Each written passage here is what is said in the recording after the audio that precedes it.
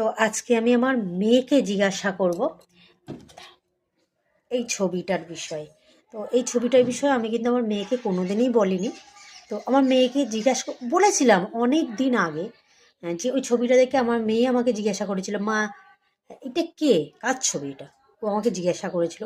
তো আমি মেয়েকে বলেছিলাম, আমার মেয়ের মনে আছে কি দেখি এটা আমার মা। তো ও কি বলে দেখি, সব ফেলে দিয়েছে। আচ্ছা, এটা কে? কার দিদুন? এইদিকে তাকিয়ে বলো, এটা কার দিদুন? ওটা মুখ থেকে, ওটা ওটা ওটা মুখ থেকে নামাও নামাও। আর এটা কে? কার দিদুন? তোমার দিদুন?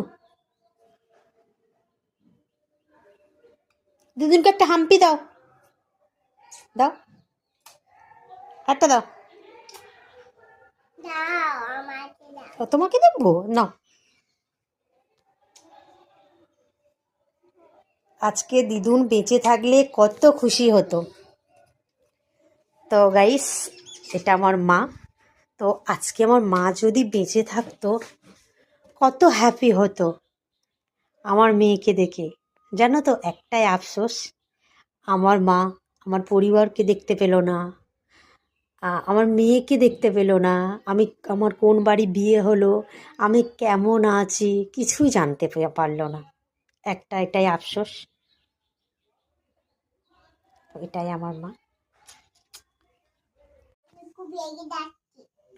রেগে যাচ্ছ কেন?